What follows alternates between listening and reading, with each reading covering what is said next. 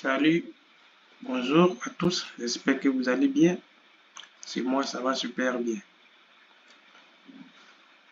Aujourd'hui encore, je vais vous présenter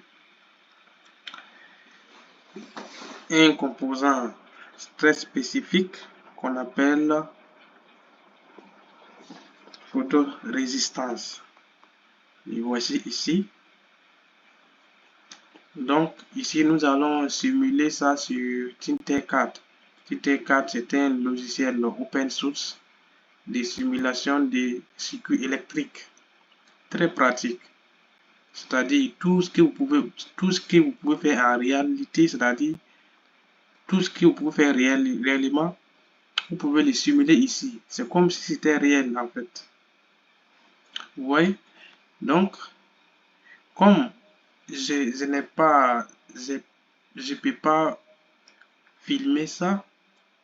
Sinon, j'ai l'Arduino et tous les composants ici. Comme je ne peux pas filmer ça et faire ça une vidéo, donc j'ai décidé de simuler ça sur Tinkercad. Et c'est la même chose. Ce qu'il y a ici, c'est la même chose si c'est réel, dans les cas réels avec l'Arduino et le capteur photorésistance. Vous voyez? Donc, du coup, on va commencer par définir donc le capteur photorésistance. Donc, la photorésistance, c'est quoi? C'est donc un composant électrique qui dépend de la lumière. Donc, plus la lumière est élevée, plus sa résistance devient faible. Ouais. Donc, c'est un composant électrique dépendant de la lumière. D'ailleurs, on l'appelle LDR, donc Light Dependent Resistor. Donc, plus la lumière qui traverse celui-là, plus la lumière qui le traverse est élevée, plus la résistance diminue. Donc, si vous branchez une lampe entre ces bornes, donc plus la lumière va, plus la lumière l'éclaire, plus la résistance diminue et donc la lampe va s'allumer. Vous voyez? Maintenant, avec le microcontrôleur, vous pouvez inverser aussi les tâches. C'est-à-dire, puisque naturellement, lorsque la lumière traverse la photorésistance, la résistance diminue normalement. Et si vous branchez donc une lampe à ces bornes, la lampe doit s'éclairer. Pourquoi? Parce que la résistance a diminué. Le courant va pouvoir passer à travers la lampe. Maintenant, avec les microcontrôleurs, on peut inverser la tâche en fait. De telle sorte que lorsque la lumière va diminuer, la lampe puisse s'allumer en envoyant donc un signal. Vous voyez un signal de sortie ici. Donc, c'est un peu ça. Comme application, on peut prendre l'application donc des, des lampadaires, par exemple, des lampadaires dans les villes, etc. Donc, vous voyez la nuit, ces lampes-là s'allument seules, sans que personne n'intervienne là-bas. Vous voyez? Donc, c'est l'effet donc des photorésistances. C'est-à-dire, lorsque la lumière, lorsqu'il fait jour, il y a la lumière et donc la résistance doit diminuer.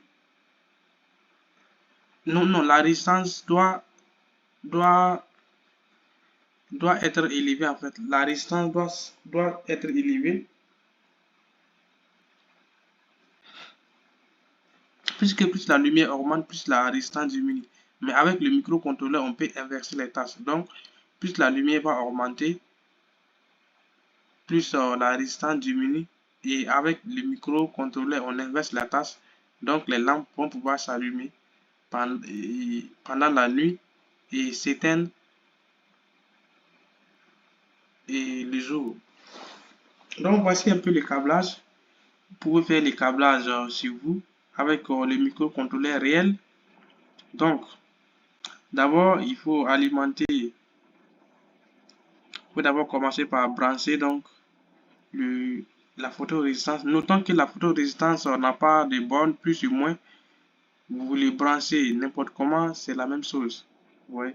Donc vous prenez le plus, vous les branchez ici, le moins, vous les branchez là. Donc, maintenant pour la programmation. Si vous finissez de brancher, d'abord on va brancher d'abord la photorésistance et publier donc, bon, ou bien, c'est-à-dire, on va relever donc la lumière, c'est-à-dire l'intensité de la lumière, on va la relever au niveau du moniteur série. Vous voyez? Donc voici le code. Donc, il faut déclarer d'abord un entier int photo égale à A0, puisque c'est à travers donc l'entrée analogique A0 que nous allons mesurer donc l'intensité de la lumière. Donc int photo égale à A0. Donc au niveau donc de la au niveau donc de la fonction void setup,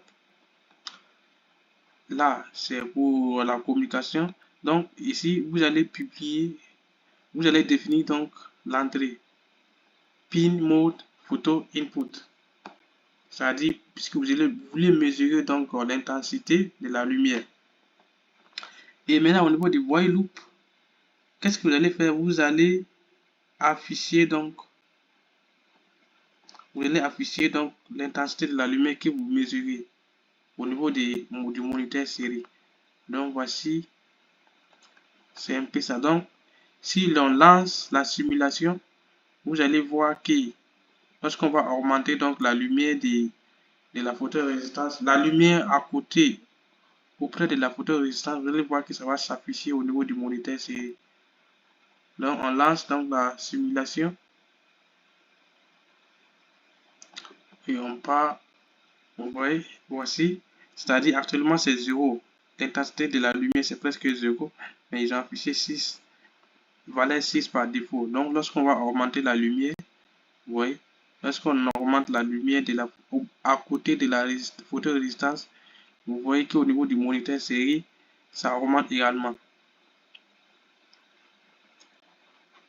Donc c'est-à-dire que c'est la lumière qui augmente, l'intensité de la lumière qui augmente. Or lorsque l'intensité de la lumière augmente, et la résistance diminue, vous voyez. Puisque la résistance diminue, votre lampe ici va s'allumer. Vous voyez. Donc, il faut bien faire le câblage. Vous voyez. En fait, j'ai déjà fait le câblage réel. Mais comme je ne dispose pas d'une caméra pour filmer ça tout en faisant la vidéo, j'ai décidé donc de faire ça sur Tinkercad. Je vous l'ai répété, Tinkercad, c'est un logiciel gratuit et de simulation des composantes électriques, des circuits électriques.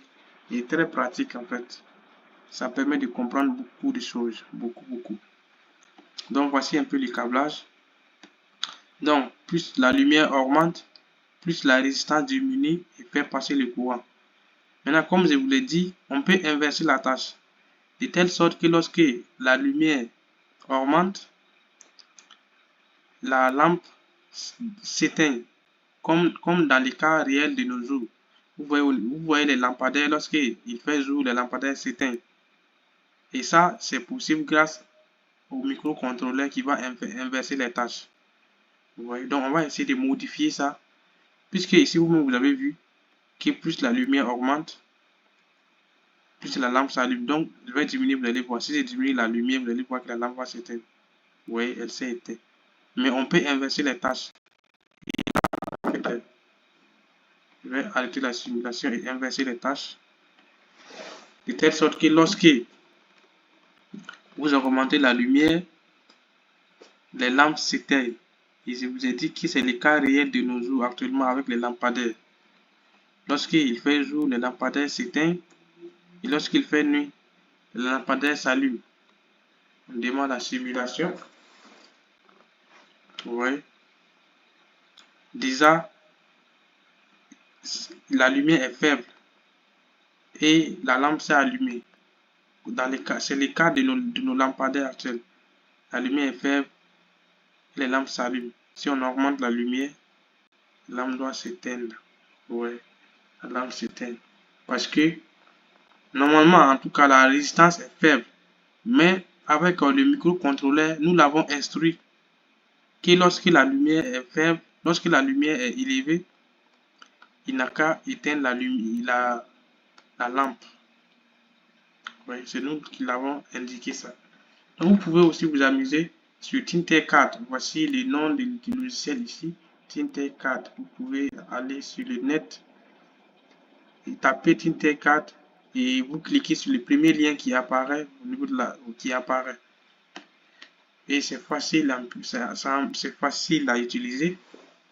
Donc, je vais aller vous montrer ce qui se fait dans les cas réels avec l'Arduino IDE.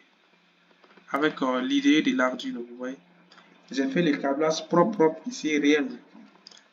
Je vais vous montrer les images de ça dans une seconde vidéo qui sera faite à part. Donc, vous voyez, comme je crois pas que c'est ça, oui, c'est ça.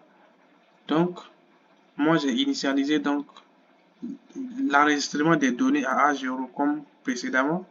Et la LED, je l'ai branché donc à la sortie 7 de mon Arduino, sortie digitale de mon Arduino. Donc, serial.bin, ça c'est pour la communication. Donc, les pin mode, donc il faut définir donc l'entrée et la sortie. Donc, l'entrée c'est la mesure donc de l'intensité de la lumière et la sortie donc ça sera donc l'allumage de la lumière, allumage de la lampe. Donc, ça c'est la lecture donc de la donnée qui sera enregistrée au niveau de la photorésistance. Donc, en fonction de la lumière qui est autour donc de la photorésistance, il va soit allumer la LED, soit éteindre la LED. Donc, ça c'est le premier cas. Donc, si la lecture, si il a lu une, disons que ici, en bas ici, au niveau du moniteur série, puisque la photorésistance va lire